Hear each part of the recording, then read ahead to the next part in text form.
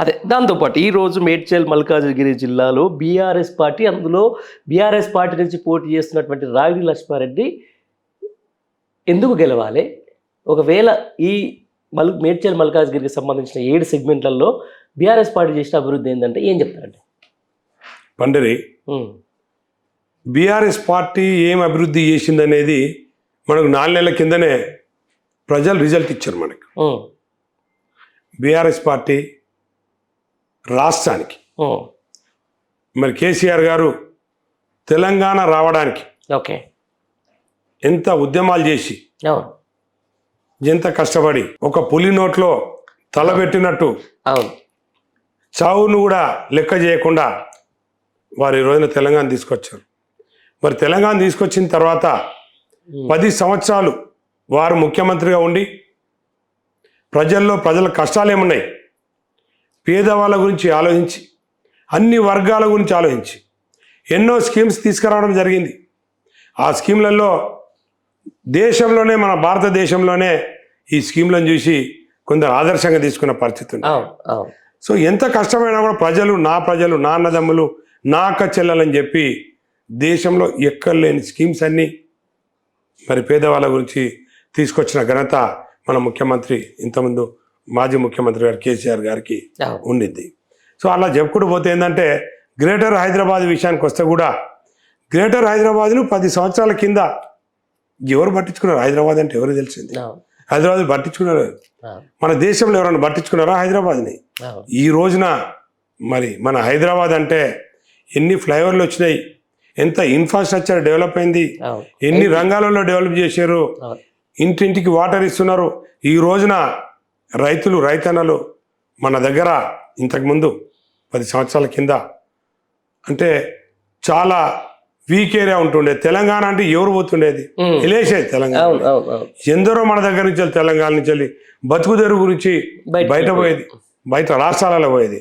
ఇవాళ ఏమైంది పరిస్థితి? మరి బయట రాష్ట్రాల గురించి మన దగ్గరకు వస్తున్నారు. మన దగ్గర బతుకు తెరువు ఎక్కువ ఉంది. మన హైదరాబాద్ డెవలప్ అయింది. హైదరాబాద్ ఏ లెవెల్లో డెవలప్ అయింది? ఒక ఎగ్జాంపుల్ చెప్పాలి మీకు. చెప్పండి.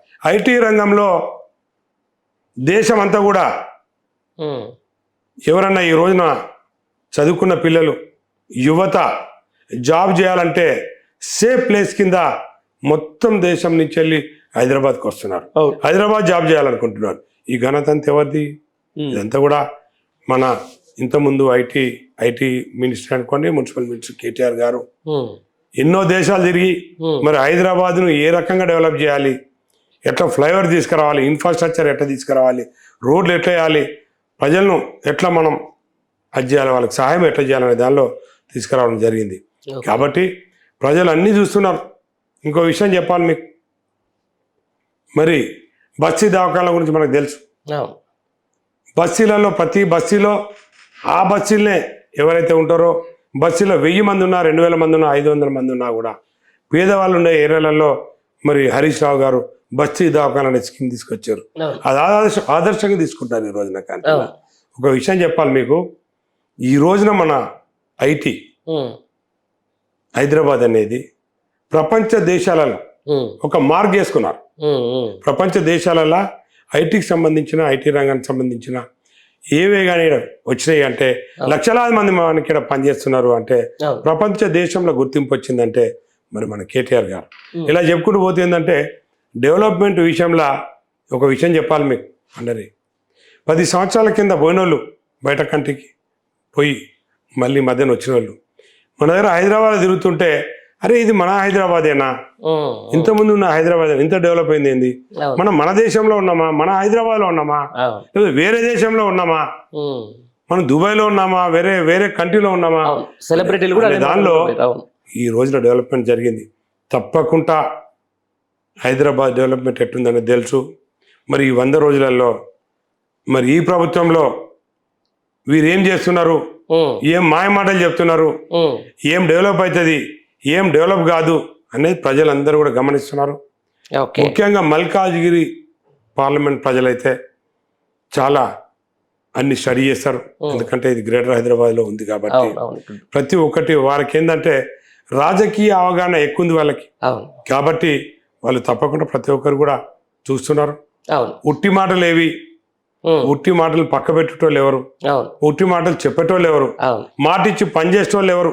అవును ఈ రోజున మల్కాజ్గిరి పార్లమెంట్ డెవలప్ కావాలంటే మరి బీఆర్ఎస్ అభ్యర్థిని ఆశీర్వదిస్తేనే మరి పనులు అవుతాయి అని చెప్పి ప్రజలు అనుకుంటున్నారు. ఓకే, దాంతోపాటు ఈరోజు మీరు గత వారం రోజుల నుంచి తిరుగుతూ ఉన్నారు, మల్కాజ్గిరి ఆల్ సెగ్మెంట్లలో తిరుగుతూ ఉన్నారు.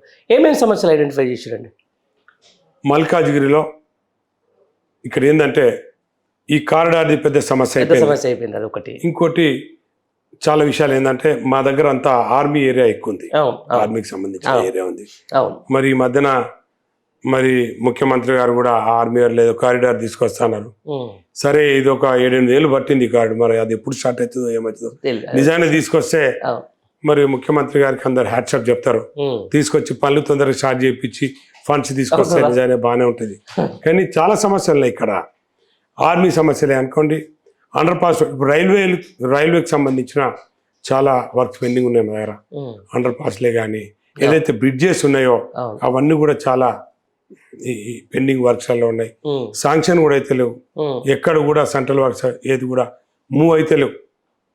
రైల్వేకి సంబంధించిన పనులన్నీ కూడా ఇంకా చాలా పెండింగ్ వర్క్స్ ఉన్నాయి. ప్రజలు ఏడబడిన నిన్న మేము మల్కాజ్గిరిలో మీటింగ్ చేస్తే అదే చెప్పినారు. అక్కడ మల్కాజ్గిరి అనేది మొత్తం చుట్టంతా కూడా రైల్వే ల్యాండ్స్ తోటి, రైల్వే బ్రిడ్జెస్ తోటి ఉంటుంది. నరక యాతన అనుభవిస్తున్నారు. ఇప్పుడు కూడా ఏంటంటే ఏ చిన్న ట్రైన్ వచ్చినా కూడా వాళ్ళు అదంతా ట్రాఫిక్ అంతా ఆపేసి ప్రాబ్లం చేస్తున్నారు. ఇటువంటి సమస్యలు చాలా ఉన్నాయి. ఈ సమస్యలన్నీ కూడా ఇలాంటివన్నీ ఉన్నాయి కాబట్టి తప్పకుండా అది చేయాల్సిందే. ఎవరైనా ఎంపీగా వచ్చిన తర్వాత చేయాల్సిందే. కాబట్టి ప్రజలు ఇంకేందంటే నేను ఇప్పుడే స్టార్ట్ చేసిన ప్రజల సమస్యలు ఏమున్నాయి, మరి పార్లమెంట్లో మాట్లాడే సమస్యలు ఏమున్నాయి, అవన్నిటి కూడా నేను అతి త్వరలో ప్రజల నుంచి తెలుసుకొని మళ్ళీ ఒక్కసారి ప్రజా సమస్యలు ఏమున్నాయి కూడా మేము ప్లాన్ చేసుకుంటాం.